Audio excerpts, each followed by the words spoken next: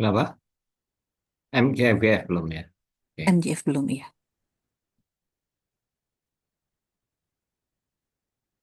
Yang ini sudah nampak. Iya, sudah, Prof. Oke.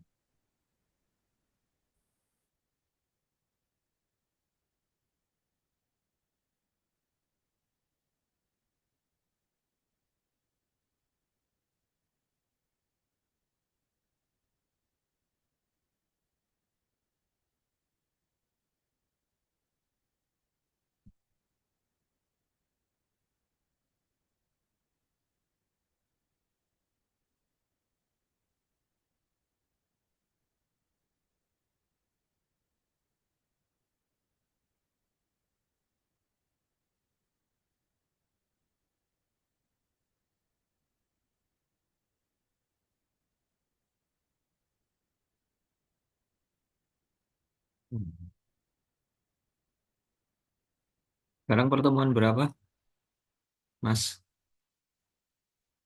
Sekarang pertemuan 13. 13 Bapak. Nah, 13. 13. Oke.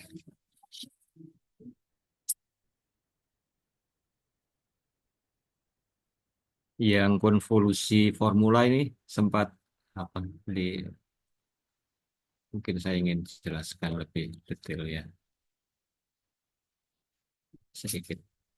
Ini kemarin sempat dibuktikan tidak rumus ini atau yang rumus ini 642641.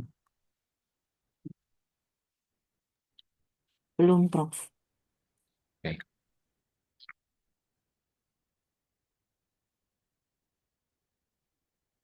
Coba kita pahami ya. Ini kita masih punya cukup waktu ya. Sekarang pertemuan 13.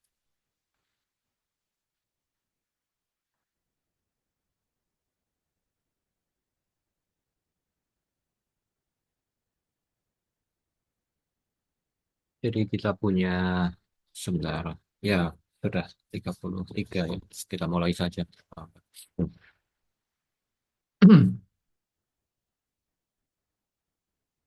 Jadi kalau kita punya variabel acak, dua variabel acak X1 dan X2 misalnya, maka kita bisa saja menjumlahkan ya.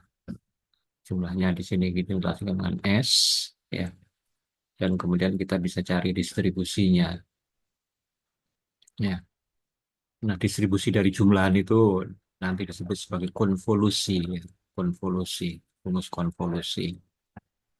Kalau misalkan fx1 x2 ini apa namanya? PDF bersama dari X1 dan X2. Nah, untuk mendapatkan apa namanya PDF dari S, ini Anda bisa misalnya kalau Anda sudah punya F sama dengan X1 plus X2, Anda bisa mendefinisikan transformasi lain, misalkan sebut saja T, di sini bebas, maka sama dengan X1 atau T sama dengan X1 sama dengan X2 atau X1 X2 atau X1 min X2 atau X1 ya per X2 gitu bisa macam-macam gitu. Lalu Anda nanti bisa menghitung join PDF dari S dan T yang sudah dipelajari pertemuan sebelumnya. Lalu Anda bisa menghitung marginal dari S ya. Maka Anda nanti akan mendapatkan suatu formula seperti ini ya. Formula seperti ini. Ini salah satu cara untuk mendapatkan eh, apa namanya PDF dari S dari konvolusi X1 dan X2. Kita bisa juga menggunakan cara lain untuk mendapatkan apa tadi rumus dari S, kita bisa menggunakan eh, rumus konvolusi. Jadi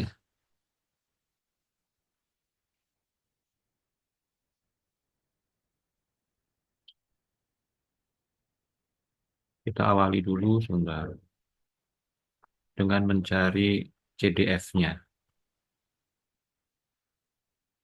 CDF-nya adalah menurut definisi peluang S besar lebih kecil dari S kecil, peluang X1 plus X2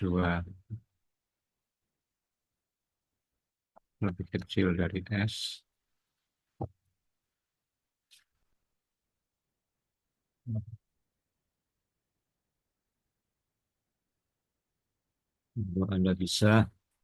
Anda bisa menghitung probabilitas dengan conditioning ya.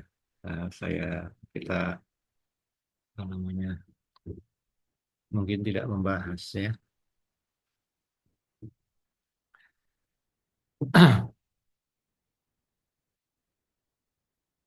Oke, mungkin saya tidak terlalu detail ya. Kalau Anda menghitung ekspektasi X,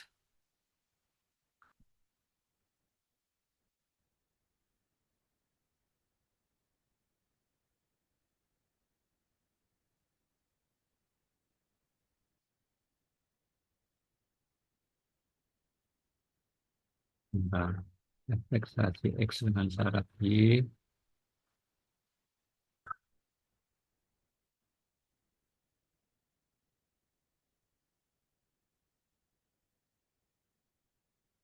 Anda bisa menghitung kalau continue ya, integral 0 sampai tak hingga F besar X dengan syarat Y.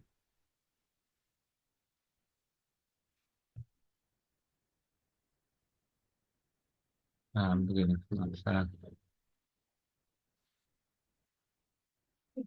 ini ekspektasi terhadap Y maksud saya. Sebentar, biar lihat. Mas Abid mengingatkan apa yang sudah pernah Anda pelajari. Kalau Anda menghitung ekspektasi dengan persyarat Y sama dengan Y, ini Anda hitung integral 0 sampai tak hingga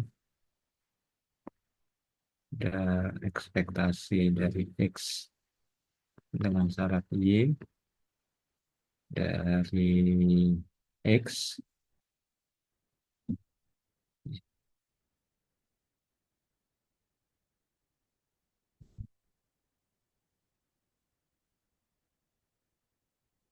ya, X di X ya gitu.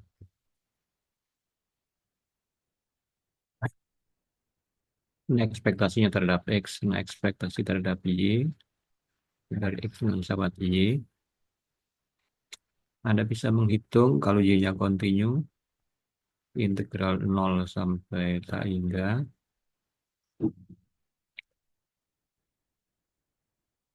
eh, dari ekspektasi X Y terhadap Y kali PDF dari Y. Ya. Lalu kalau kita mau menghitung probabilitas kejadian A serupa dengan rumus ini, kita bisa menghitung probabilitas dengan conditioning. Misalnya integral 0 sampai tak hingga peluang A dengan syarat Y sama dengan Y, tadi kita kali dengan PDF dari Y DY. Ya. Ini apa namanya rumus menghitung probabilitas dengan conditioning.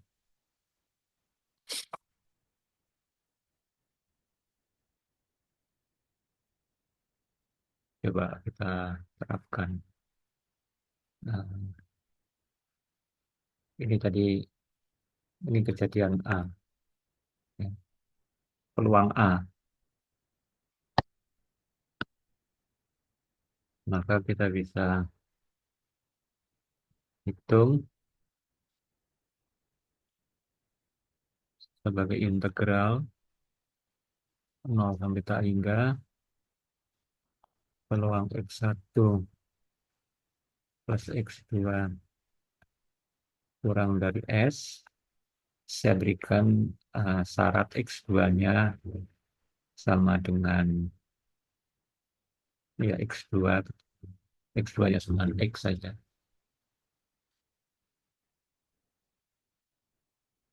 Nah, ini saya buat kasus yang independen saja yang mudah. Nah, kasus independen.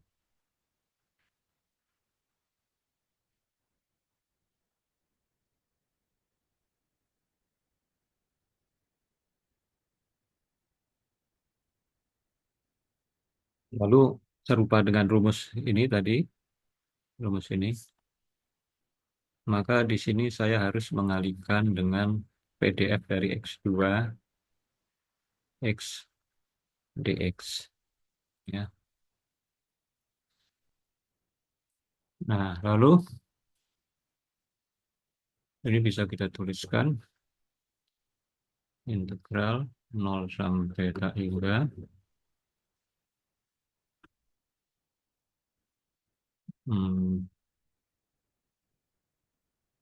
peluang. Nah, X2-nya saya bisa ganti dengan X. X1 plus X kurang dari S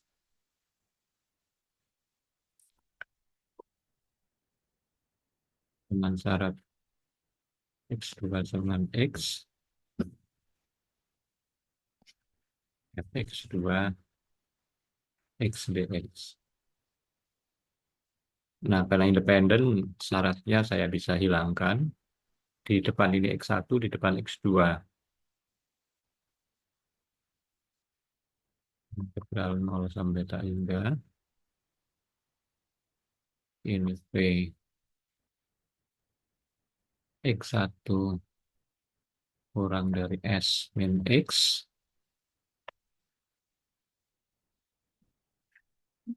dari uh, Fx2 X dx. Sebentar.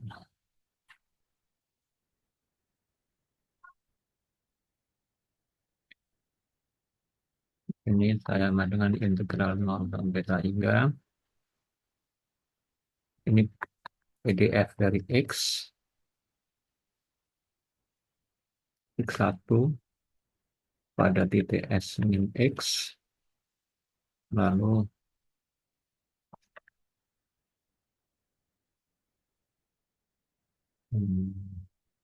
ya kalau Anda mau hurufnya sama, oke lah saya ganti di sini, jangan pakai X, pakai T aja.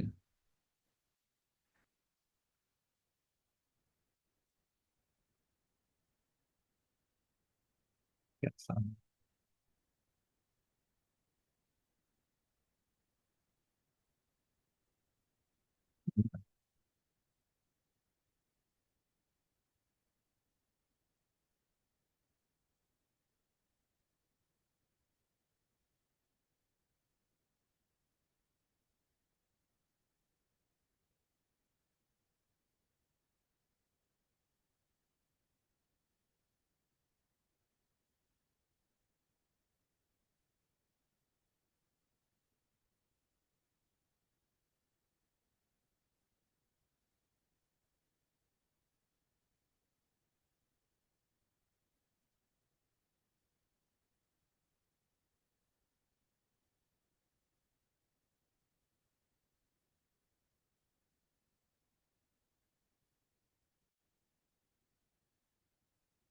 Jadi ini F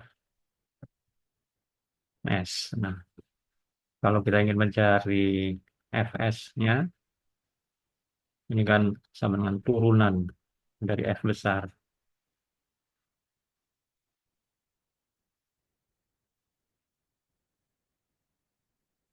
Ya. Kita turunkan dengan menurunkan.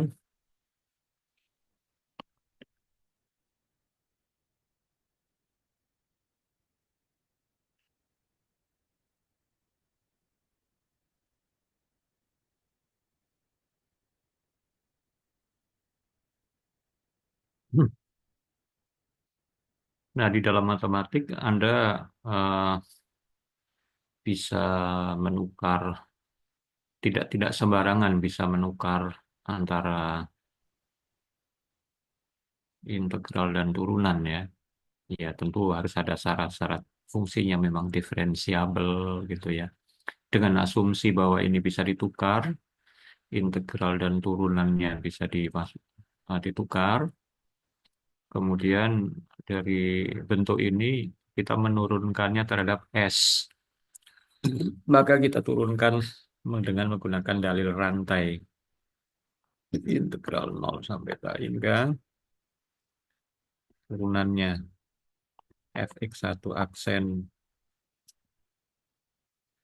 hmm,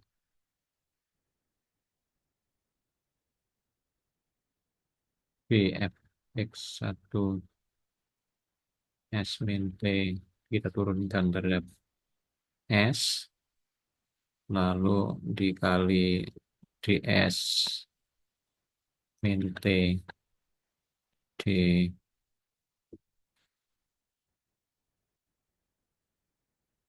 apa namanya langsung aja loh ya, apa namanya langsung aja Anda sekira paham teori rantai. Jadi F besar ini diturunkan dulu menjadi F kecil.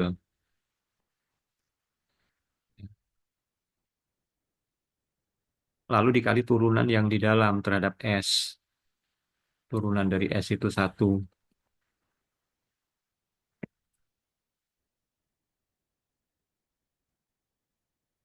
Maka kita dapatkan rumus integral 0 sampai tak hingga. Ya, ini di sini.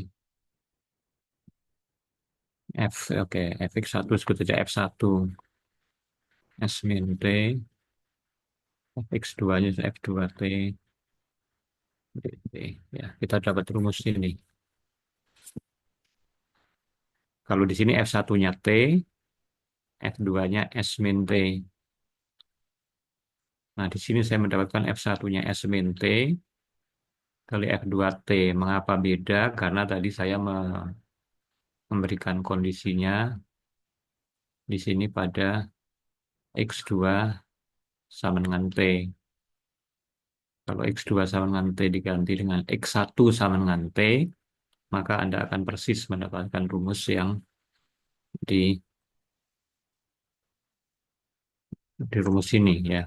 Anda akan mendapatkan rumus ini, rumus 642. Oke, itu tambahan wawasan.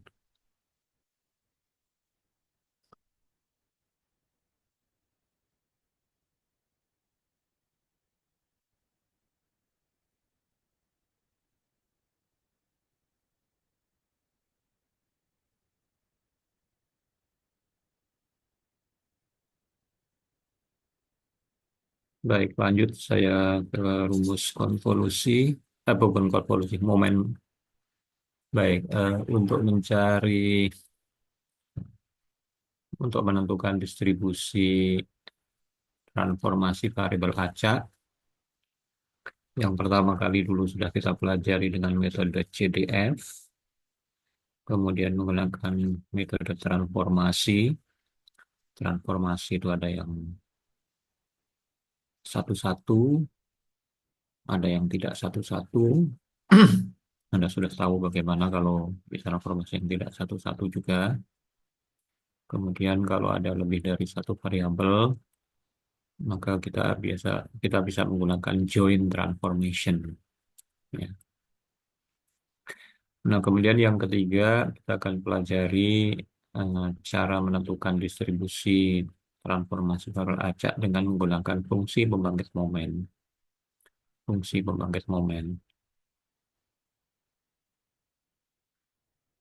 Eh, jadi di dalam statistik kelihatannya di bab berikutnya nanti akan kita jumpai bahwa fungsi pembangkit momen dari sebuah variabel acak itu tunggal. Artinya kalau kalau Anda punya variabel acak normal, normal sebaku misalnya, maka kita bisa menghitung fungsi pembangkit momennya. Nah, kalau suatu variabel acak nanti hasil fungsi pembangkit momennya sama seperti fungsi pembangkit momen distribusi normal baku, ya pasti variabel acak tersebut distribusinya juga normal baku. Itu artinya ketunggalan fungsi pembangkit momen.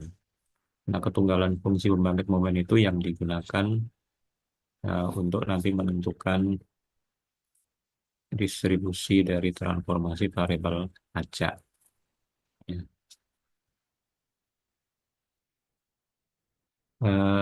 Dan fungsi pembangkit momen ini eh, applicable atau dapat diterapkan khususnya pada saat kita menghitung jumlahan, ya, jumlahan dari beberapa variabel acak yang saling independen.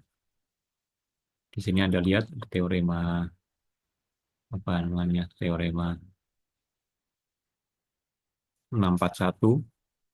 Pertama ini sebagai dasar, kalau Anda punya variabel acak X1, X2 sampai Xn, ya.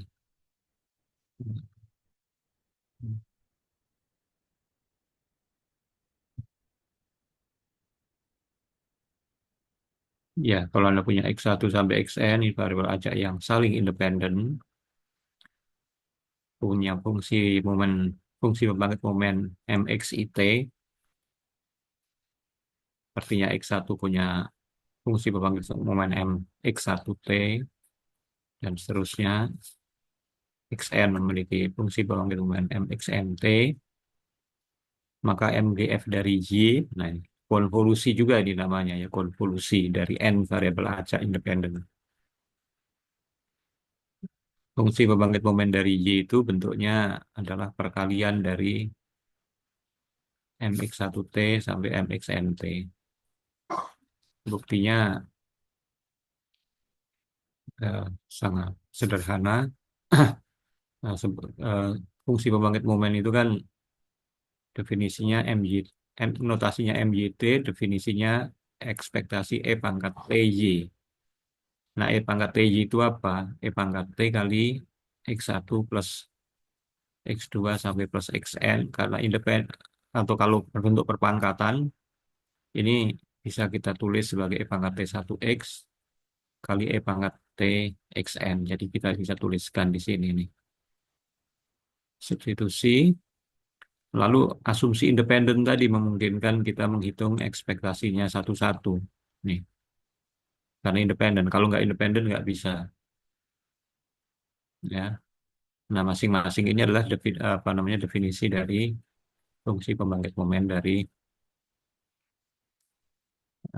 X1 sampai Xn. Kalau distribusinya identik, sama, maka bisa disederhanakan menjadi ini. Ini kalau distribusinya identik. Khususnya kalau X1 sampai Xn merupakan sampel-sampel acak, ya, random sampel.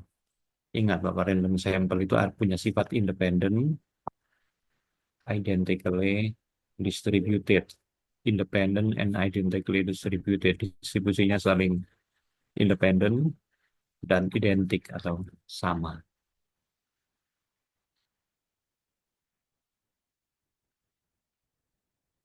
Oh, ini bukan di bab 2 bahkan sudah ada nih. Di bab 2 mungkin dulu Pak kita bahas secara detail. bahwa fungsi pembangkit momen dari variabel acak itu uniquely determine its distribution, ya.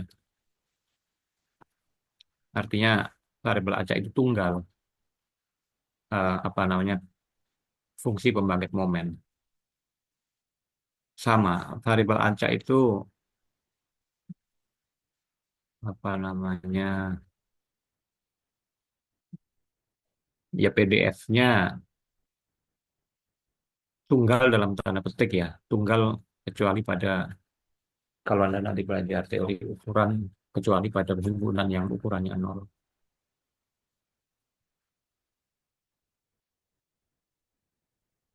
Oke, mungkin itu terlalu advance.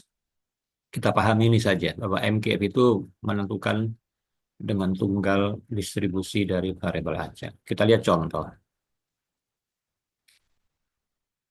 644, misalkan X1 sampai XK merupakan variabel-variabel acak yang saling independen dengan distribusi binomial. Parameternya beda-beda, NI dan P. Ya, NI dan P. Notasinya X itu binomial NIP. Ya, ini variabel acak binomial. Lalu kita ingin tahu distribusi dari Y yang merupakan jumlahan dari XI. Dengan menggunakan metode pembangkit momen, kita hitung fungsi pembangkit momen, perkalian dari masing-masing. Tentu pertama Anda harus mencari fungsi pembangkit momen dari distribusi binomial. Tapi ini sudah kita pelajari, atau Anda bisa lihat kembali di bab 3 buku ini. Bentuknya seperti ini, ya.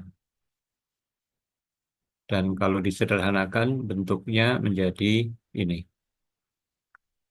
P E pangkat T Q pangkat N1 plus dan seterusnya apa sampai NK. Nah, Anda lihat di sini, perhatikan. Di sini, kalau yang saya blok, ini adalah MX1T. Bentuknya P E pangkat T plus Q pangkat N-1. Lalu punya Y, fungsi pembangkit momennya, yang di dalam kurung sama, P E pangkat T plus Q, bedanya pangkatnya, N1 plus dan seterusnya sampai NK. Nah, dari sini kita bisa menyimpulkan dengan ketunggalan tadi, fungsi pembangkit momen, bahwa Y ini memiliki distribusi, karena bentuknya mirip ini, fungsi pembangkit momennya antara X1 dan Y, kecuali pada pangkatnya, N1 sampai NK. Kalau pada N1 parameternya N1P, kalau yang Y, di sini N1 sampai plus NK, maka parameternya nanti N1 sampai NK dan P. Ya, jadi dengan mengamati fungsi pembangkit momen dari Y ini, kita bisa menyimpulkan Y-nya berdistribusi binomial dengan parameter N1 plus seterusnya sampai NK, P. Ya.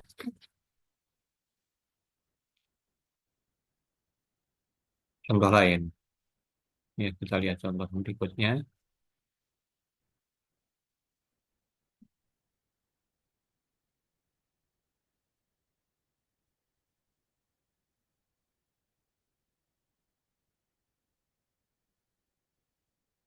Oke. Contoh 645. Misalkan X1 sampai Xn merupakan variabel acak kosong yang saling independen. XI parameternya mu I. Ya, lalu kita tertarik untuk menentukan distribusi dari jumlahan. Ya, maka kita gunakan fungsi pembangkit momen. Nah, tentu lagi-lagi Anda harus cek di bagian depan, bab 3, bahwa fungsi pembangkit momen dari XI, dari variabel acak kosong, itu bentuknya adalah E pangkat mu I dikali E pangkat T min 1. Ya, kalau Anda hitung fungsi pembangkit momen dari Y, merupakan perkalian dari masing-masing.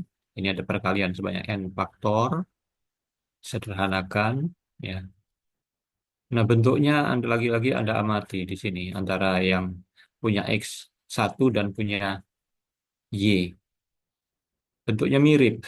Ya, E pangkat, sama-sama E pangkat. Ada yang atas mu 1 E pangkat T min 1, yang bawah mu 1 plus sampai mu N kali E pangkat T min 1. Nah, karena bentuknya mirip, maka kita bisa menyimpulkan Y-nya distribusinya Poisson juga, tapi parameternya adalah ini. mu 1 plus sampai plus mu N.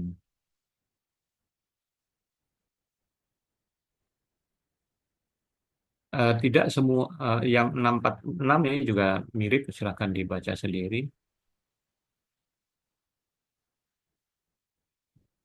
Distribusi norm, jadi apa ya, kita lihat intinya saja. Kalau kita punya gamma yang saling independen, kalau X-nya gamma theta KI, lalu jumlahnya itu nanti juga gamma juga. Lalu kalau kita punya XI-nya normal, saling independen, Y-nya normal juga.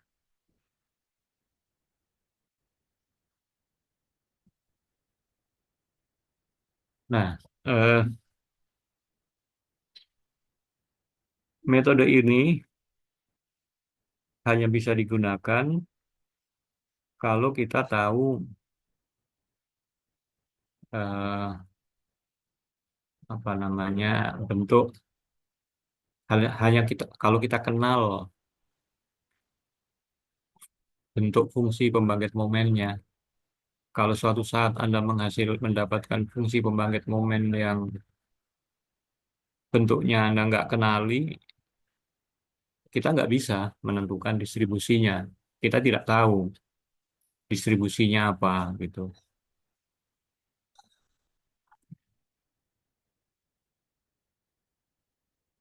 Misalnya apa? Kalau X1-nya Poisson, X2-nya geometri, dijumlahkan jadinya apa? Ya, fungsi kalau saling independen, fungsi pembangkit momennya bisa saja kita cari, tapi hasilnya kita nggak tahu itu fungsi pembangkit momen dari distribusi apa. Ya. Dan metode fungsi pembangkit momen ini ya khusus biasanya hanya untuk menentukan rumus konvolusi atau jumlah dari variabel ajar yang saling independen.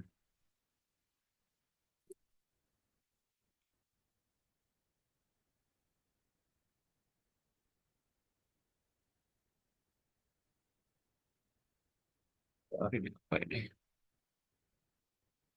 Oke, ini lanjut 65. Nanti soalnya belakangan. Kita pelajari sedikit tentang order statistik. Order itu urutan, statistik urutan. Ya, kita baca konsep random sample yang dengan ukuran N itu sudah dibahas di depan. Jadi kalau random sample itu, kalau kita melihat tulisan random sample, maka random sample ini bukan data ya. Random sample ini merupakan variabel acak X1 sampai Xn. Ini. Dan X1 sampai Xn ini independent, identically distributed. Ya. X1, X2, ini random sample, bukan data. Ya. Ini variabel acak. Kalau realisasinya, ya baru data itu realisasinya. Nah, kemudian karena variabel acak yang saling independen,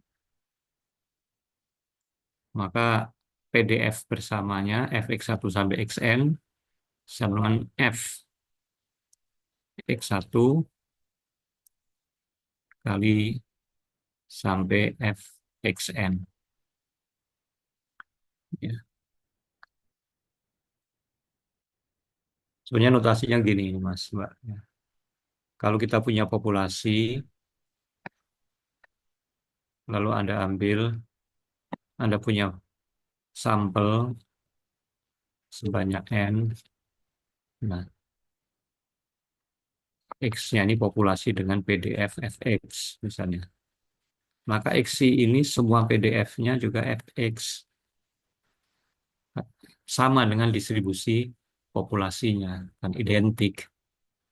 Nah, yang notasi ini,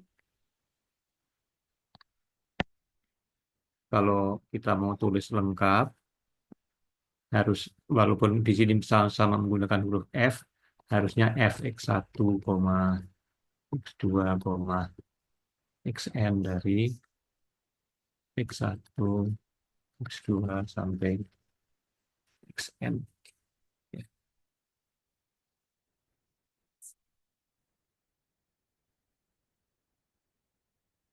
Cuman di sini dibuat apa namanya tanpa indeks. Nah, sekarang konsep dari urutan statistik urutan. Nah, misalkan sebagai contoh, hmm, sebagai contoh, jika kita memiliki random sampel dari 5 bola lampu yang kita uji, lalu kita amati ya, di observe failure time, waktu kegagalannya yang diamati, misalnya ada 5 di sini, 5, 11, 4, 117. Nah, ini sampel realisasi sampel aja, ada 5. Nah, kita di sini punya data, misalnya X1-nya 5, X2-nya 11, X3-nya 4, ya, dan seterusnya, ya. Nah, ini enggak urut. Nah, kita bisa saja mengurutkan sampel ini dari yang terkecil sampai yang terbesar. Nah, di sini kita menggunakan notasi yang terkecil itu X1N, yang terbesar XNN dalam buku ini ya. Berarti dari realisasi sampel kita ini X15, N-nya 5 di sini. X15 itu yang terkecil. Yang terkecil itu 4. Sama dengan X3. Yang terkecil 4. X25 yang terkecil kedua dari data sampel kita 5. Yaitu sampel X1. Dan seterusnya yang terbesar 100 yang X4. Ya. Nah, kita bisa, nah distribusinya itu bisa beda, distribusinya beda-beda. Yang terkecil, terkecil pertama, kedua, terkecil ketiga, dan sampai yang terbesar itu punya distribusi yang beda-beda dan kita bisa menentukan. Di buku ini nanti ada rumus untuk menentukan apa namanya distribusi dari statistik urutan. Saya akan jelaskan khusus yang terbesar dan yang terkecil saja. Perhatikan di sini. XI punya PDF FX. Ya. Lalu YN ini order yang terbesar. Order statistik terbesar. Kita bisa menggunakan metode CDF yang sudah kita pelajari sebelumnya untuk menentukan PDF dari statistik terbesar. Ya, di sini FY itu ini adalah definisinya adalah peluang Y besar kurang dari Y kecil. Nah, Y besar itu apa? XNN. Kita substitusi.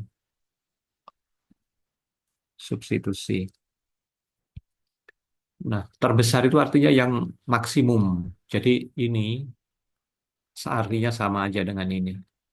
Yang terbesar maksimum X1 sampai XN kurang dari Y. Kemudian kita gunakan logika sederhana.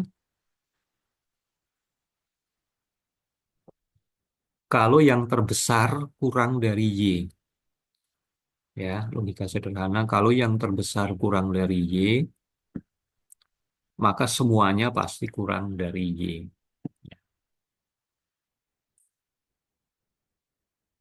Jadi, eh, ini logika saja di sini.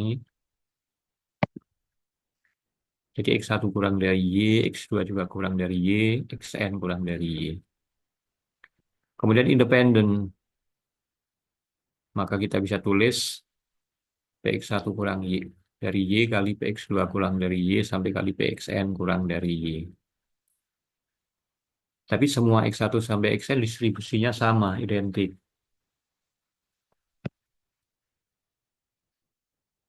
Maka bisa kita tulis sebagai Fxy atau tanpa indeks juga boleh. Ya, semuanya Fxy. Ada n faktor. Maka kita mendapatkan ini. Ya. Ini adalah PDF dari CDF dari Y. Kalau kita ingin menentukan apa namanya PDF dari Y, ya tentu Anda tinggal mencari turunannya saja, turunan F besar terhadap Y. Ya. Pakai dalil rantai aja, turunan Fx Y pangkat N berarti N kali Fx Y pangkat N-1 kali turunannya F besar nilai X terhadap Y. Ini adalah PDF-nya. Itu PDF, CDF, dan PDF dari order statistik terbesar. Satu lagi, sekarang bagaimana kalau yang terkecil? Y sama dengan X1N notasinya. Artinya ini, yang terkecil itu minimum di antara X1 sampai XN. Ya, kita cari CDF-nya seperti tadi. Berikutnya adalah ini definisi. Ini substitusi. Ini sifat, peluang. Peluang A sama dengan 1 dikurangi peluang A komplement.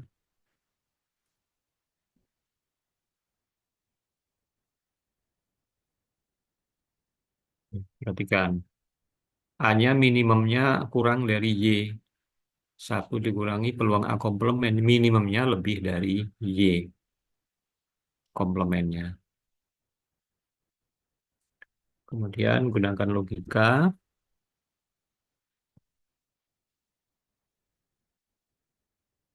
Untuk yang peluang minimum. Kalau yang terkecil itu lebih dari Y. Yang terkecil itu lebih besar dari Y. Yang terkecil saja lebih dari Y. Pasti semuanya lebih dari Y. Kemudian karena independen, yang peluang-peluang ini menjadi perkalian, Nah, ini peluang X1 lebih dari Y pakai rumus komplement lagi sama dengan 1 dikurang, ya. Jadi peluang X1 lebih dari Y bisa ditulis 1 dikurangi X1 kurang dari Y. Berarti hasilnya karena lalu identik, berikutnya distribusinya sama,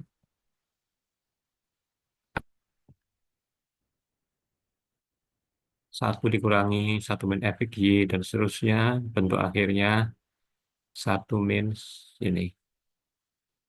Ya, tentu Anda bisa menentukan PDF-nya, mencari turunan ini dengan dalil rantai, ya. Tidak sulit, Anda cari.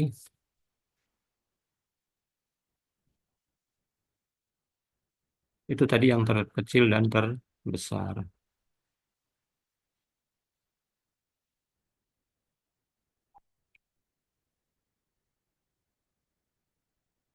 Eh, Lalu bagaimana kalau yang X2N terkecil kedua, terkecil ke K, distribusinya seperti apa? Ya. Di buku ini dibahas. Ya.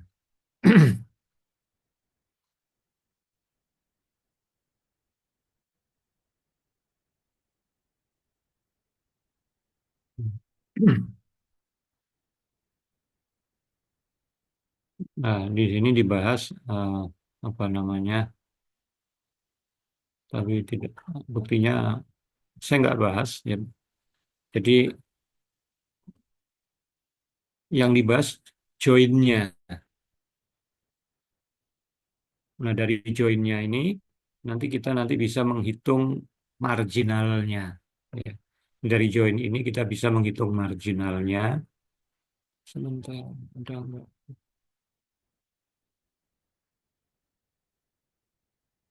Nah, ini dia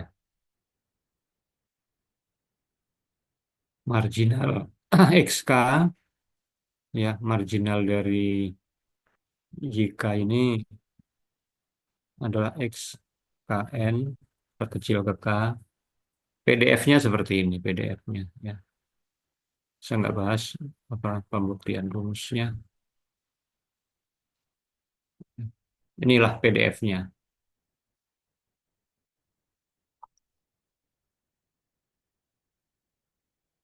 Oke, yang ini saya lewat ini apa namanya bagian ini. Saya Kita tidak ikutkan dalam pembahasannya. Nggak, di dalam pendidikan juga tidak banyak digunakan. Ya, jadi bab ini materinya sampai itu saja.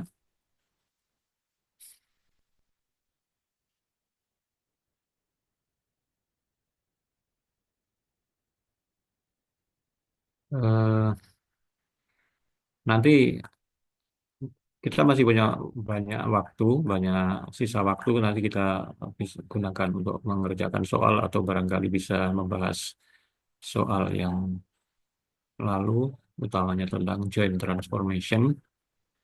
Namun saya sebelumnya ingin apa sedikit masuk ke bagian bagian berikutnya. Begini, memberikan pengantar saja di bab bab berikutnya, Bu Tiara. Saya hari hari Senin depan, tanggal berapa Senin depan? Tanggal 15, ya. Tanggal 15 itu saya nggak bisa ngajar. Saya apa namanya rencana tanggal mungkin saya akan ada di perjalanan tanggal 15 tersebut. Jadi saya nggak bisa mengajar. Nanti mohon Bu Tiara bisa menggantikan ngisi. Iya, baik, Prof. Nah, masuk bab 7. Eh, tapi apa namanya saya ingin berikan satu pengantar terlebih dahulu di bab 7, ya. Sebentar, saya share screen dulu. Sebentar, saya ingin bab 7 dulu.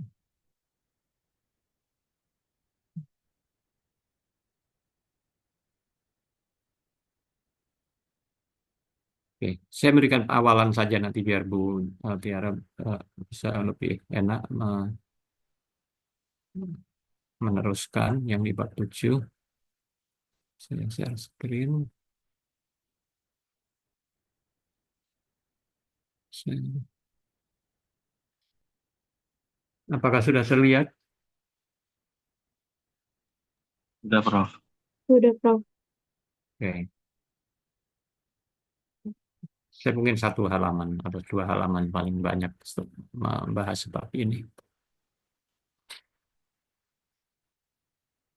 Eh, Bab 7 ini membahas tentang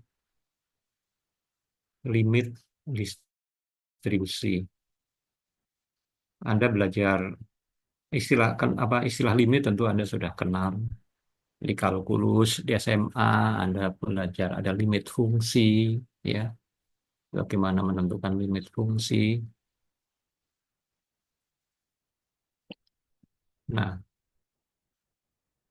kemudian ada juga penggunaan kata limit ini bisa juga untuk mencari limit barisan, mencari limit barisan. Barisan itu sesungguhnya fungsi juga, ya. Sebenarnya kalau Anda punya apa namanya fungsi dengan domain bilangan asli, fungsinya f misalnya dengan ringnya dan bilangan real, satu ini dipetakan ke x1, dua ke x2, tiga ke x3, maka Anda akan punya x1, x2, x3, ya, dan seterusnya. Nah, ini menjadi barisan. Ya, ini fungsi, ya.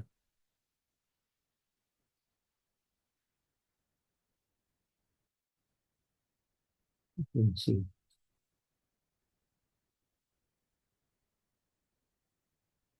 Nah, X1, X2 ini bentuknya bisa macam-macam. Bisa bilangan. Contoh kita punya barisan satu di peta, barisannya jadi XN-nya seper N. Jadi barisan XN barisan seper N. Tentu barisannya satu, setengah, sepertiga, seperempat, dan seterusnya. Barisan ini penyebutnya semakin membesar. Kalau N-nya menuju tak hingga, nanti sukunya akan menuju satu per tak hingga, akan menuju nol. Ya, akan menuju nol. Itu barisan bilangan.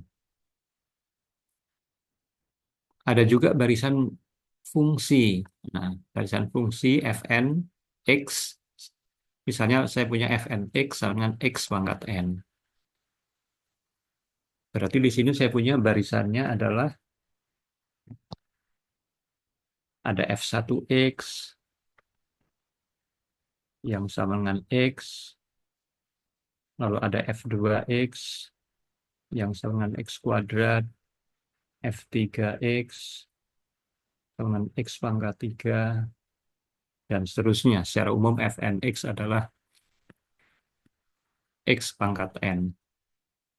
Nah, saya tertarik pada kasus X-nya antara 0 dan 1 saja. 0 sampai 1 X-nya. Nah, F1X itu ini, garis lurus. Ya, F1X. F2X, X kuadrat, parabola. Parabola, tapi saya gambar pada interval 0 sampai 1. Parabola. Lalu F3X, X pangkat 3. Nah, X pangkat 3 itu lengkungnya lebih lebih apa namanya lebih dalam lagi. Anda bisa gambar kalau X nanti kalau N pangkatnya makin besar ini makin lengkungnya makin di bawah lagi. Jadi ini adalah grafik barisan fungsi fn x sama dengan x pangkat n. Nah, sekarang kita akan cari limitnya apa, limit dari barisan fungsi ini. Kalau x-nya 0, ya kalau x-nya 0, maka f1x adalah 0. F2x juga 0 kuadrat, 0.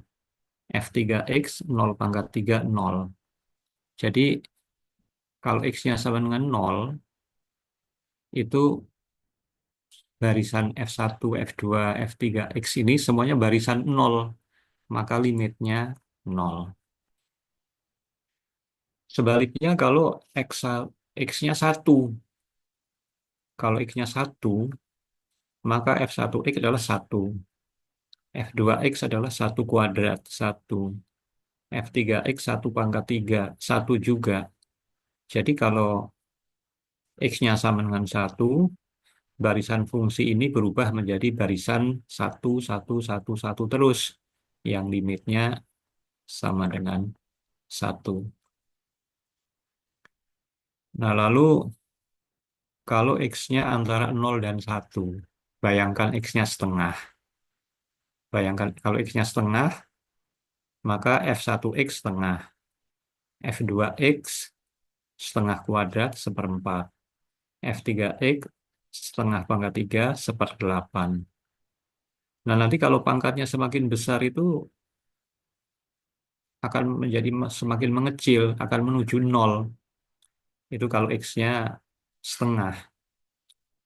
Bahkan kalau Anda ambil X-nya misalnya 9/10, ya 9/10, 0,9. Itu nanti kalau dicari X, F1-nya kan 9/10. S2-nya, F2-nya 9/10 kuadrat, 81/100. F3X nanti 9/10 pangkat 3. Nah, nanti kalau L-nya membesar, antara pembilang dan penyebut itu bedanya menjadi lebih jauh. Penyebutnya jauh menjadi lebih besar dibanding pembilang. Nanti kalau N-nya menuju tak hingga, juga akan menuju 0. Jadi kalau X-nya antara 0 dan 1, maka limit barisan fungsi itu juga akan menuju 0. Jadi fnx ini nanti bisa dituliskan menjadi limitnya akan sama dengan 0. Kalau X-nya mulai dari 0 sampai kurang dari 1, dan akan sama dengan 1 kalau X-nya sama dengan 1. Ya. Jadi barisan fungsi ini memiliki limit. Sebenarnya banyak lagi, ada barisan himpunan, ya, barisan himpunan. Barisan himpunan itu misalnya seperti ini. Kalau saya punya barisan interval, IN misalnya. Misalnya mulai dari 0 sampai di sebelah kanannya misalnya 2 plus super N. Kalau N-nya 1, ini interval dari 0 sampai 3. Kalau N-nya 2, interval 0 sampai 2,5. Kalau N-nya 2 ya. Kalau N-nya 3, 0 sampai 2 sepertiga. Kalau N-nya 100, 0 sampai 2 plus 1/100. Semakin besar N-nya, nanti himpunan interval ini menjadi semakin sempit. Ya, Anda nanti tentu bisa menduga bahwa limit N menuju tak hingga dari IN akan menjadi interval yang kiri tetap 0, yang kanan 2. Ya. Karena super N-nya akan menuju 0. Itu barisan himpunan. Ada juga barisan-barisan yang lain, barisan matriks, ya, dan juga yang lain lagi. Nah, kita belajar variabel acak, tentu kita juga bisa membuat barisan variabel acak. Barisan variabel acak. Contohnya, kalau Anda melempar dadu berkali-kali, lemparan pertama, Anda amati, misalnya muncul 4, ini sebagai X1. Lemparan kedua, muncul 1 sebagai X2. Lemparan ketiga muncul 5, lemparan keempat 5, lemparan kelima 2, lemparan keenam, dan lemparan apa namanya seterusnya. Anda mungkin bisa bayangkan kalau Anda melempar sampai 100 kali, ini nanti barisan angka ini akan acak ya, nggak ada pola tertentu, nggak akan menuju ke suatu angka tertentu. Bahkan sampai 1000 kali, barisan angka di sini tetap akan sifatnya acak, ya, nggak ada limitnya. Ya. Jadi barisan variabel acak X1, X2, X3, dan seterusnya itu pada umumnya tidak punya limit, tidak ada limitnya. Ya, tapi ada hal lain yang kita bisa uh, analisis. Namanya variabel acak X1 itu punya fungsi distribusi kumulatif, punya punya CDF F1X. X2 punya CDF F2X. X3 punya CDF F3X, dan seterusnya. Yang XN punya CDF FNX. Nah, yang ini jadi terkait dengan barisan variabel acak X1 sampai X1, X2, dan seterusnya, kita memiliki barisan CDF, barisan fungsi, ya, barisan fungsi. Nah, ada kalanya barisan fungsi ini dapat memiliki limit. Nah, kalau barisan fungsi ini memiliki limit, maka barisan variabel acak ini dikatakan nanti memiliki limit distribusi.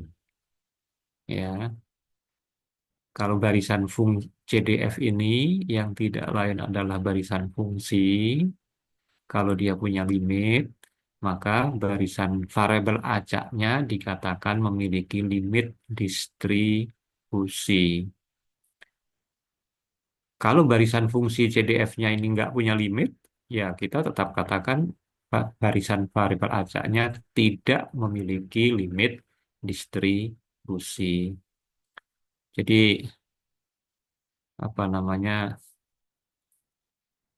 barisan variabel acak itu yang pasti ini biasanya tidak akan punya limit, ya, aslinya kalau seperti ini, tapi dari distribusinya bisa jadi punya limit distribusi, bisa jadi juga tidak punya limit distribusi.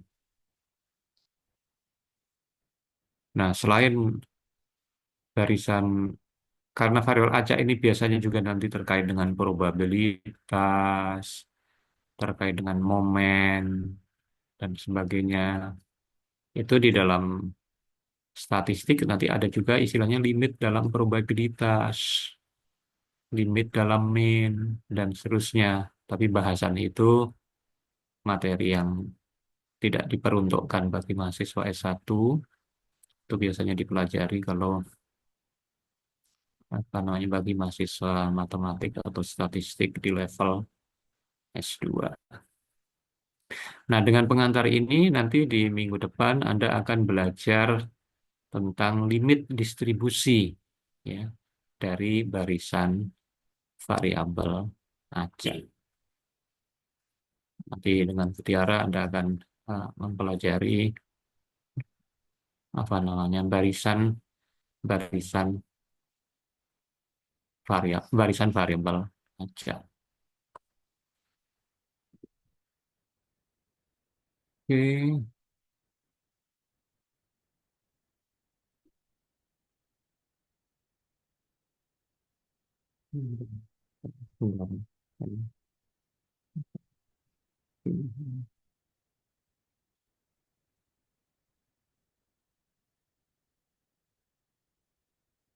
Baik, sekarang saya kembali lagi ke yang bab 6. Mana sih zoomnya?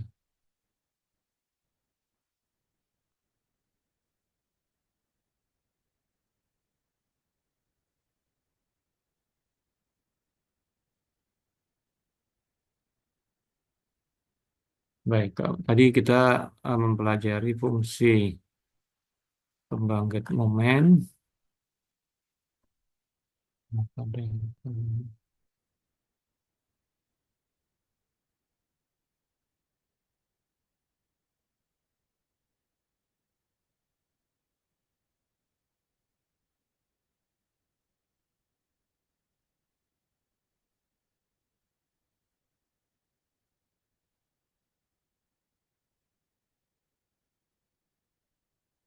Nah, ini nanti contoh soal yang bisa Anda kerjakan. Ini misalnya nomor 23. Kalau X-nya geometri, bagaimana jumlahnya?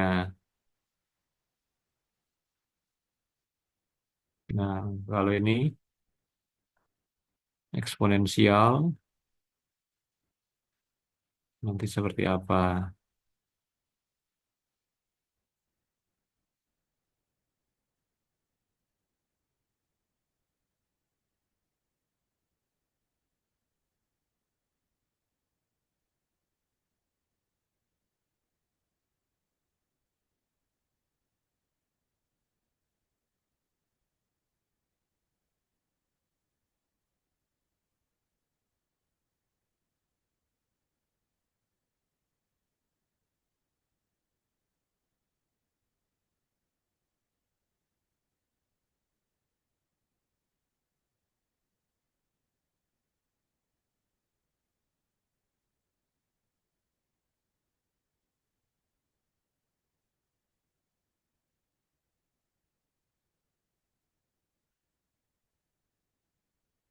Ya, mungkin ada yang perlu sedikit apa namanya pemikiran.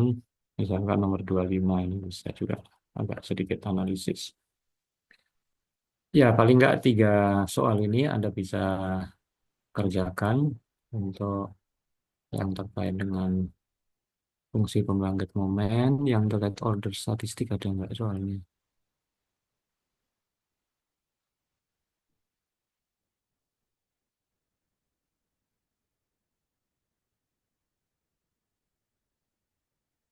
Ya, ini.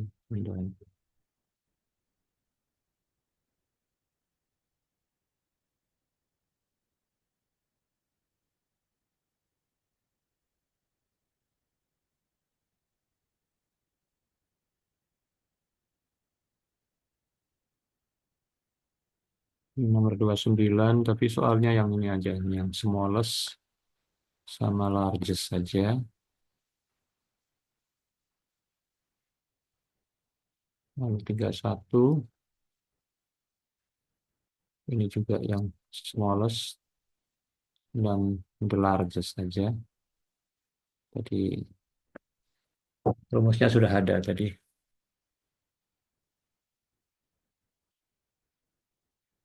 Kita tambah 29 dan 31.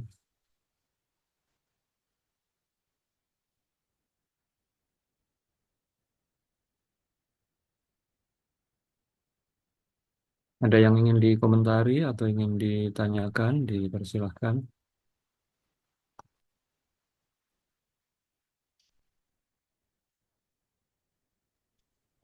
Izin bertanya, Prof. Itu untuk tugas minggu depan atau bagaimana, Prof? Iya, yang baru saja untuk tugas saja. Tapi bisa juga dikerjakan, dimulai dikerjakan sekarang. Kalau ini kita masih punya waktu sekitar 1 jam gitu. Eh, Minggu lalu ada soal-soal juga ya, Bu Tiara ya. Iya, Prof. Ada, Prof. Sudah dikerjakan, Mas, soal-soalnya. Sudah, Prof. Sudah dikumpulkan dalam link juga. Sudah saya kirim kemarin. Hmm, Oke, dibahas saja sekarang. eh, apa namanya? Ya, mungkin ada siapa yang eh, bantu presentasi gitu. Nanti kita cek bersama apakah sudah sesuai atau belum, sudah benar atau belum. Silakan sukarela saja. Soal nomor berapa, silakan mau urut boleh, tidak urut juga boleh. Kan ada sudah mengerjakan, tinggal menjelaskan aja dalam forum ini.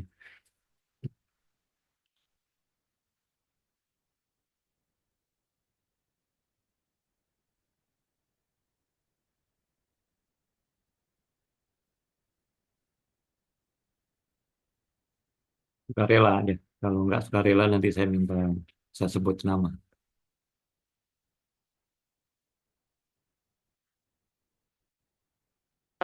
Boleh deh, Prof. Saya mau coba yang nomor 14A ya, Prof.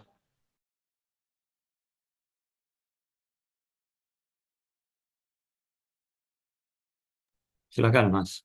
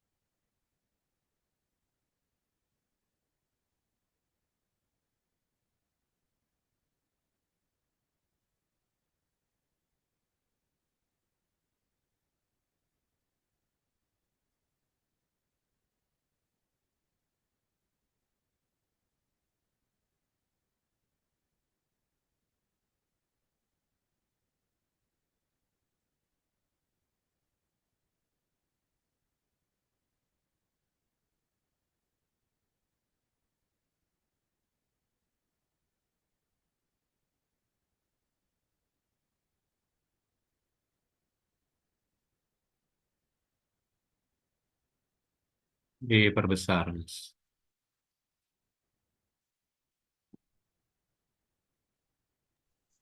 Masih terlalu Apakah kecil. udah terlihat screen saya? Iya, masih kecil tapi diperbesar, Mas. Bisa diperbesar lagi. Gimana caranya diperbesar? Besar. Nggak bisa ya diperbesar. Itu ya apa namanya? Kertasnya agak kecil ya. Oh, tunggu sebentar, Prof. Saya coba pakai share screen yang lain. Ini kecil banget.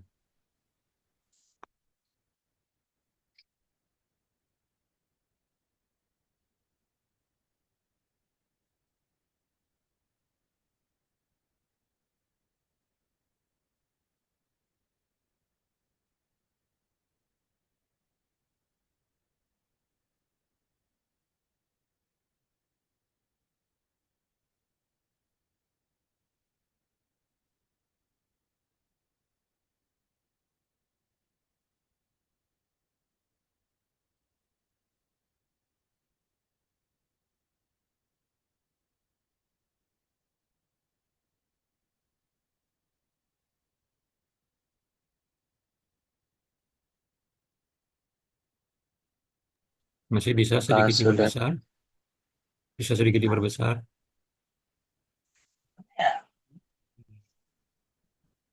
Iya. Oke. Udah besar. Saya bisa melihat sih. Yang lain gimana? Apakah bisa melihat dengan jelas? Ya, Kemana? oke, bagus. Ya, oke, bagus. Sudah jelas sekali. dijelaskan Mas, yang lain memperhatikan. Nanti kalau ada yang kurang jelas bisa bertanya. Silakan. Oke. Di sini ada nomor 14. Nomor 14 itu kita disuruh mencari PDF dari fungsi fungsi fx y ini 4e pangkat min 2 x plus y dengan batas x-nya itu dari 0 sampai tak hingga dan batas y-nya itu dari 0 sampai tak hingga dan nilai PDF-nya itu 0 kalau yang batas lainnya. Nah, pertama-tama itu caranya kita buat mencari CDF W sama dengan X plus Y ini, kita lihat dulu apakah fungsi yang di soal ini merupakan fungsi independen. Nah, cara tahu fungsi independen itu, lihat syaratnya X sama Y-nya bisa dipisah ya, dengan masing-masing. Nah, di sini bisa kita lihat dari fungsi fxy, dari fungsi PDF fxy ini tuh dari 4 pangkat min 2 X plus Y bisa dipecah menjadi 2 pangkat min 2X dikali 2 pangkat min 2Y. Berarti kan bisa dipecah masing-masing ya antara X dan Y-nya. Berarti fungsi ini merupakan fungsi independen. Karena fungsi ini merupakan independen, maka kita bisa untuk mencari PDF W-nya itu menggunakan cara konvolusi. Yang dimana rumus konvolusi ini tuh rumusnya itu integral dari min ta hingga sampai ta hingga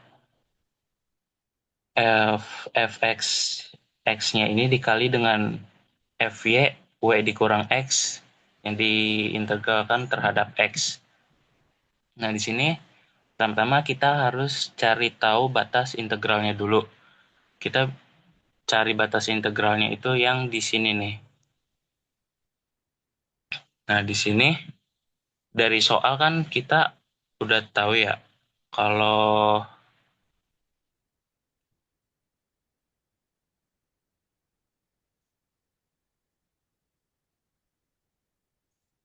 tunggu sebentar. Nah, kita tahu kalau batas X-nya itu dari 0 sampai tak hingga. Berarti batas atas X-nya itu sama dengan 0 karena batas paling kecilnya itu 0. Sedangkan batas atasnya itu kita harus cari terhadap W sama dengan X plus Y-nya dulu. Sini W sama dengan X plus Y, X-nya bisa kita pindah ruaskan ke sebelah kiri jadi W min X sama dengan Y. Nah, di sini Y itu kan juga udah diketahui ya batasnya itu. Batasnya itu dari 0 sampai tak hingga. Berarti di sini bisa kita tulis W dikurang X itu kurang dari 0 karena Y-nya itu kurang dari 0. Batas bawah paling kecilnya. Nah, dari W kurang X kurang dari 0 ini, X-nya Harus bisa lebih kita besar pindah. dari nol. Ya, Jadi X-nya lebih. harus lebih besar dari nol, bukan kurang dari nol. Oh ya, oh ya itu bro, maksud saya. Ya, nah, lanjut.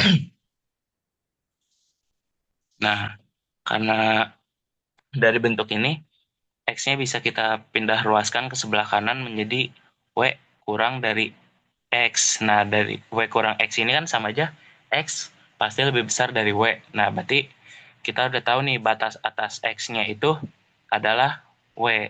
Jadi batas bawah batas atasnya tinggal kita masukkan ke batas integralnya. Di sini batas integralnya berarti dari 0 sampai W. Nah, habis itu kita masukkan juga fungsi PDF yang dari soal ini nih, yang fx x ini kan berarti sama aja 2e pangkat min 2x.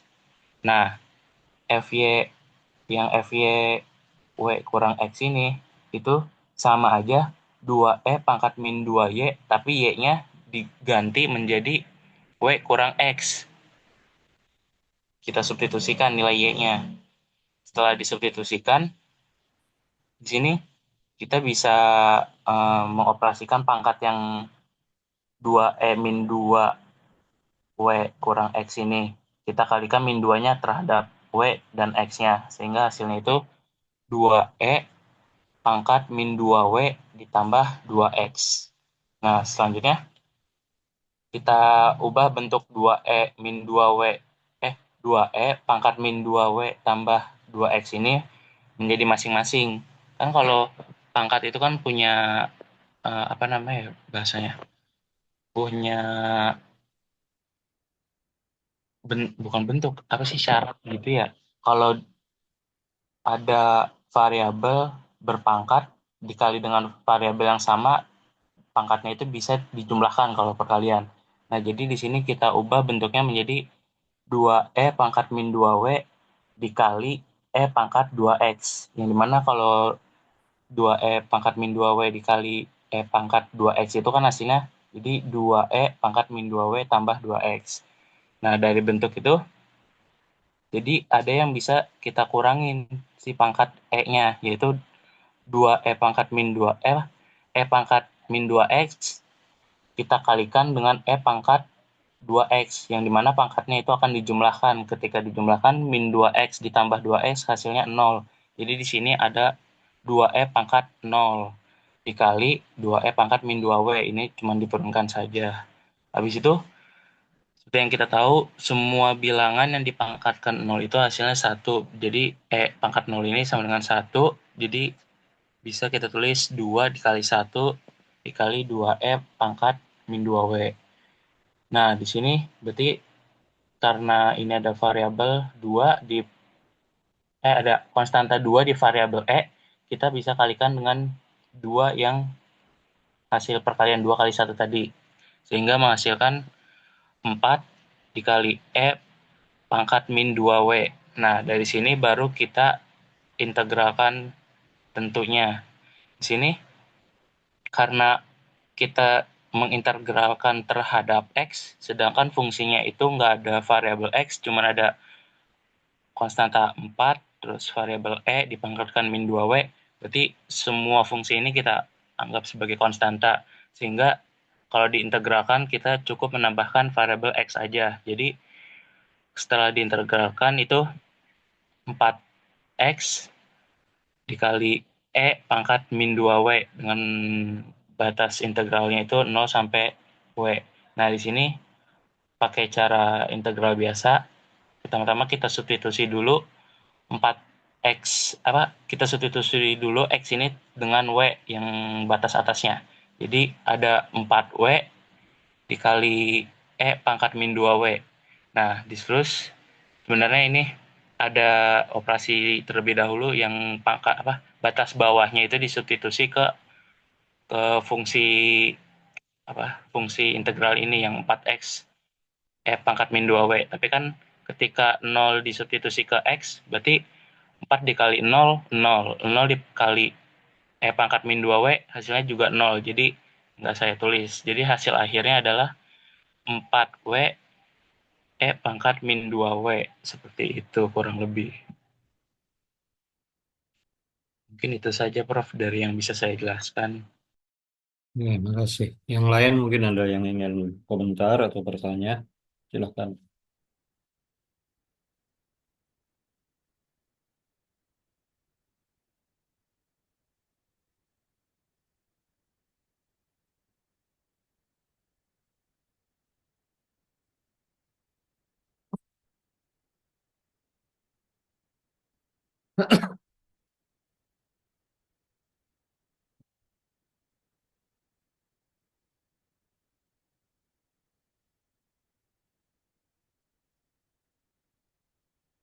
Silahkan kalau ada yang mau komentar atau bertanya.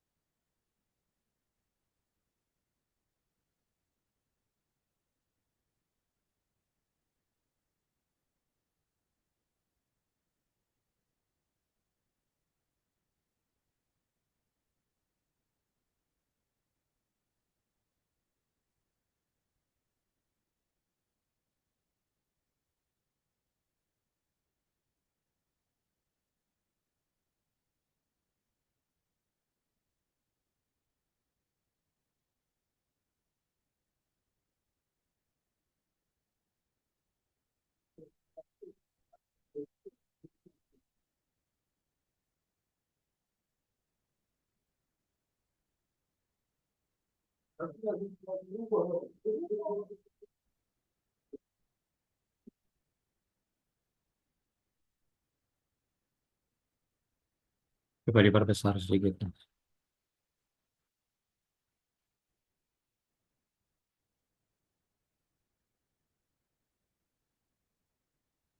Hmm. Itu Anda nulis di rumusnya itu, integral min tak hingga sampai tak hingga fx x fy b min x dx. F-nya itu F besar atau F kecil?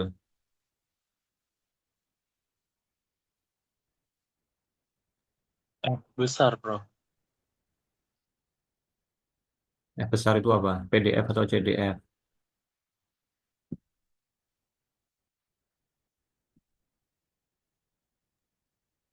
CDF. Ya, Prof. Di dalam bukunya rumusnya apa? F besar atau F kecil?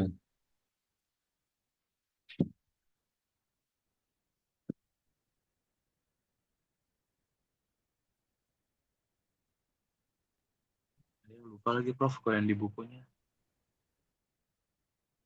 Coba dicek. Yang lain bisa bantu cek.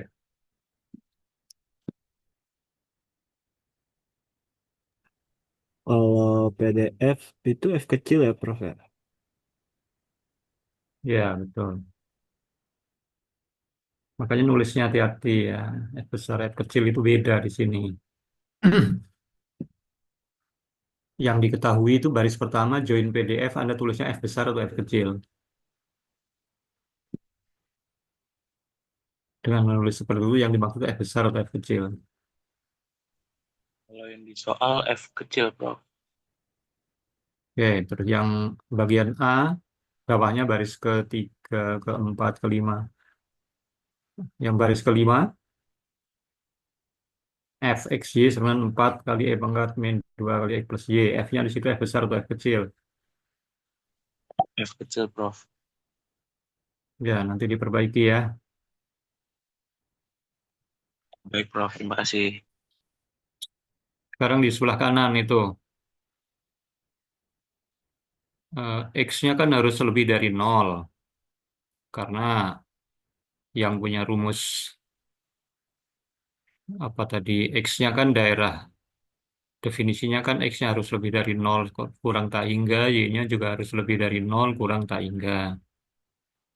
Terus bawahnya W sama dengan X plus Y itu diketahui. Dari W sama dengan X plus Y, ada substitusi, ada ubah menjadi W min X sama dengan Y. Nah, lalu di bawahnya ada tulis W min X kurang dari 0.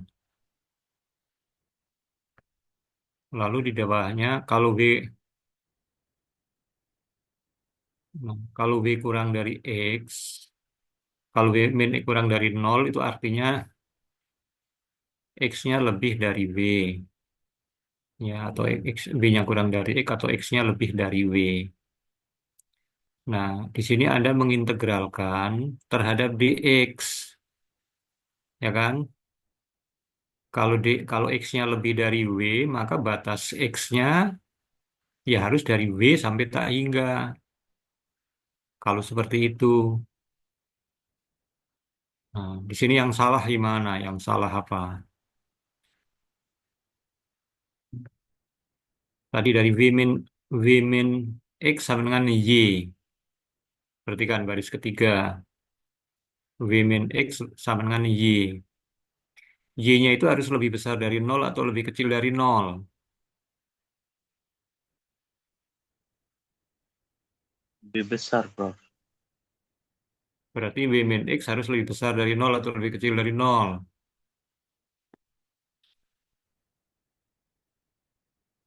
Garis keempat. Oh iya, harusnya berarti W min X-nya lebih kecil dari 0 gitu ya, Prof. Kok lebih kecil? Kan ini salah. Y-nya harus lebih dari nol atau lebih besar dari nol atau lebih kecil dari nol. Lebih besar dari 0 maksudnya, Prof. Karena Y-nya lebih besar Ber- dari 0. Berarti bawahnya W min X itu lebih kecil dari nol atau lebih besar dari nol? Iya, lebih lebih kecil berarti Prof. Ya salah, Di kan Y-nya lebih dari nol. Coba coba Y-nya lebih dari nol. Kalau Y lebih dari nol, W min X lebih kecil dari nol atau lebih besar dari nol? Lebih besar dari nol, Prof, harusnya. Ya, lebih dari nol. W min X harus lebih dari nol. Berarti baris keempat salah itu. Ya, paham nggak? Baris keempat salah. Yang presentasi. paham paham Prof. Berarti baris kelima apa harusnya? Baris kelima berarti W lebih besar dari X Prof. W lebih besar dari X. Atau X-nya lebih kecil dari W, ya kan? Ya. Nah, ketika X-nya lebih kecil dari W, maka ketika Anda mengintegralkan dx, batasnya X, baris pertama tadi X-nya harus lebih dari nol, maka batas bawahnya nol. Lalu X-nya tadi, baris terakhir harusnya X-nya kurang dari W, maka batas atasnya W. Itu ya, diperbaiki ya.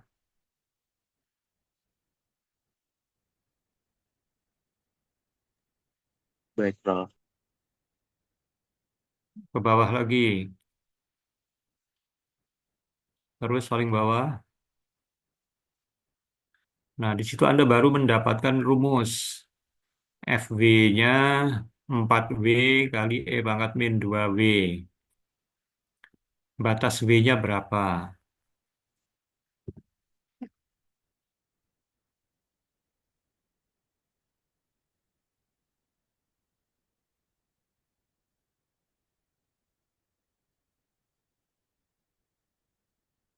W kan harus ada batasnya. Batas W-nya berapa?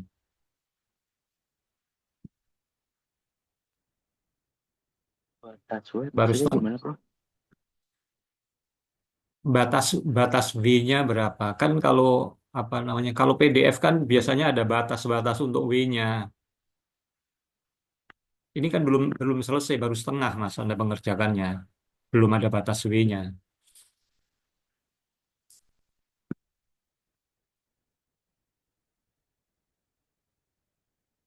Oh iya, Coba Anda lihat. berarti kalau yang saya kerjain ini batasnya X dari 0 W kali Prof.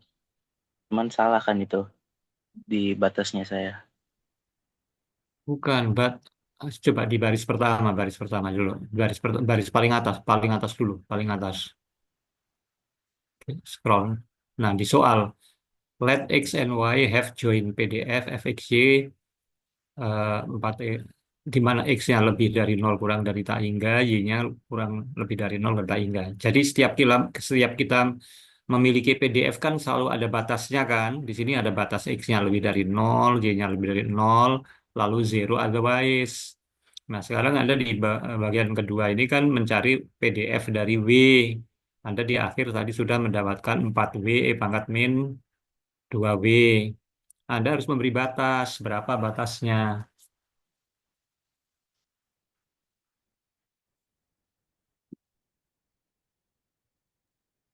Iya Prof, lupa saya beri batas Prof yang di sini.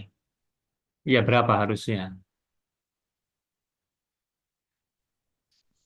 Dari 0 sampai W kayaknya Prof. Kalau dari hitungan yang salah saya ini. Batasnya itu bilangan.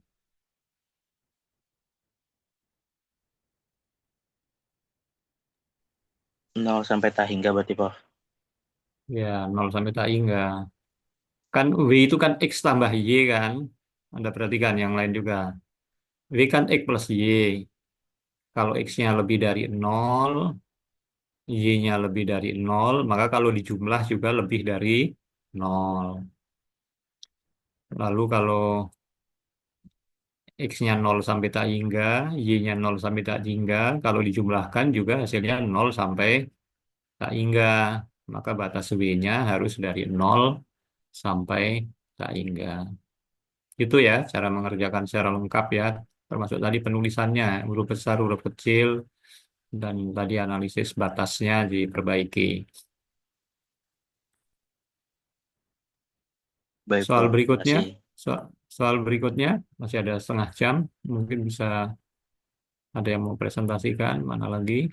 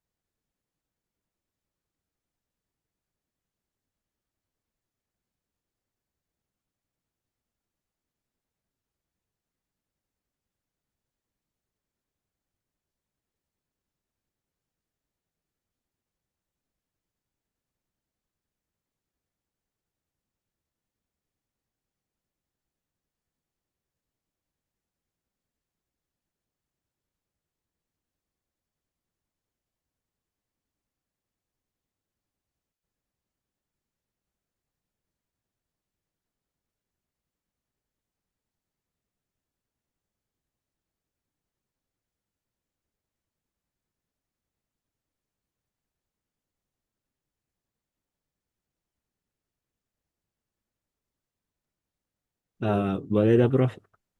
Saya dah.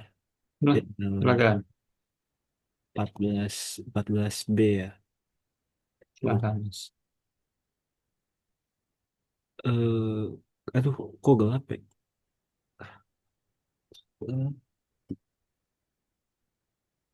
Sini. Nah, eh, kelihatan kelihatan jelas kan Prof ya? Ya, sudah kelihatan. Oke. Nah, Baik. Kalau di soal 14B, kenapa nih? Wah.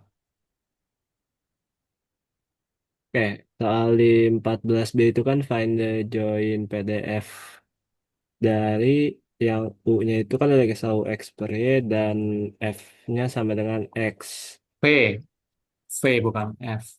Oh, ya, P sama dengan X. Nah, berarti pertama kan tujuan itu untuk nyari si Jacobiannya ini. Jadi saya apa namanya turunan dari eh, X terhadap U dulu, yaitu kan X sama dengan P. Ya, berarti turunannya itu dia X terhadap U ini kan berarti nggak ada tuh. Nah, habis itu gimana ya bilang? Bismillah. Jadi nanti Y terhadap U itu turunannya yang ini itu U min dikali dengan min satu terus kali juga U min 2 nanti turunannya dapat itu min V per U pangkat 2. Nah habis itu sebelahnya ini Y terhadap P. Oh, ini salahnya sih berarti ini terhadap P. Y terhadap P itu sendiri berarti kan turunan terhadap apa ini jadi kan nanti U ini berubah jadi Y sama dengan U per X tuh. Jadi nanti turunan Y terhadap P itu sendiri itu seper U. Nah, kalau yang Sebentar, Mas. ya, U-nya sama dengan X per Y. Betul. ya, Betul nggak soalnya gitu? ya, ya, Prof. Salah seperti itu. Lalu di bawahnya Anda tulis Y sama dengan U per X. X. Itu dari mana? Dari nilai U X per Y ini saya ubah, Prof. Merubahnya jadinya gimana? Jadi nanti ini masing-masing saya kaliin, kan saya bisa kaliin Y, nanti masing-masing saya kaliin Y biar Y di sini hilang, terus Y-nya di sini ada nih YU jadinya ya. Apa jadinya? Jadinya kan Mm-mm. YU, Prof. Nah, nanti habis itu U Yang saya kanan, kenapa, Prof? yang ya kalau Anda kalikan Y, yang kiri YU, yang kanan. Yang kanan jadinya X doang, Prof. Nanti. Terus kalau Y-nya dipisahkan, Terus nanti kan kalau Y-nya saya pisahkan, U-nya itu saya, oh iya, aslinya X per U ya? ya udah salah di situ. Oh iya. Ya, Berarti, oh iya, Jacobiannya berarti salah ini. ya salah. Iya, ya. Harusnya di sini dia X per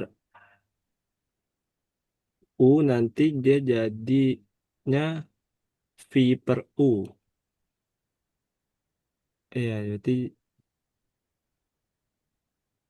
aduh, Ya, dikerjakan ulang lagi aja karena salah di atas itu bawahnya juga udah kacau. iya, baik, Prof. Ya, oke.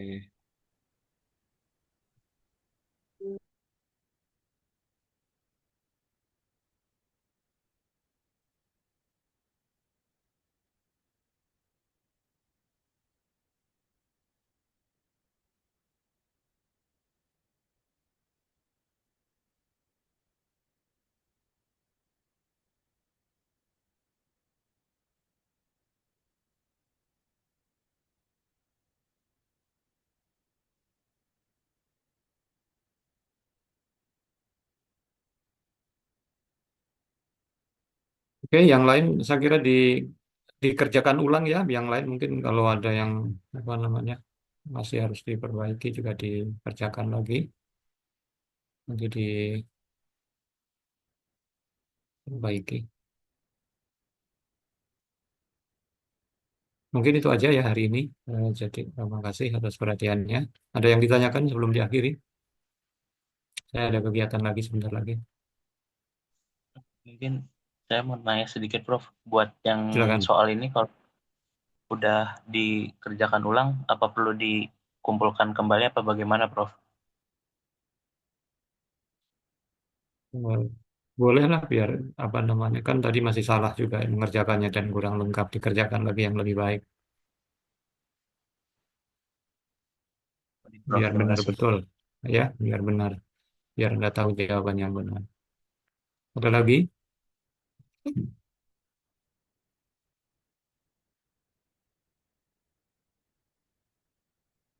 Oke, kalau nggak ada, makasih perhatiannya. Eh, jadi ini pertemuan 13, pertemuan 14 dan 15, dua pertemuan itu nanti akan dipakai untuk membahas bab 7 ya. Nggak semuanya, hanya bagian-bagian awal saja. Sekarang Pak, berarti minggu depan tanggal 15, tanggal 22. Oke, berarti masih on time ya, sesuai dengan apa namanya jadwal. Kalau nggak salah perkuliahan kan sampai tanggal 27 Juni gitu, sampai tanggal 22. Aman ya. Oke, makasih. Selamat pagi. Kita akhiri. Assalamualaikum warahmatullahi wabarakatuh. Waalaikumsalam Waalaikumsalam warahmatullahi warahmatullahi wabarakatuh. Terima kasih, wabarakatuh. Prof. Terima kasih, Ya, Pak. ya, Terima kasih, Prof. ya. Saya izin keluar.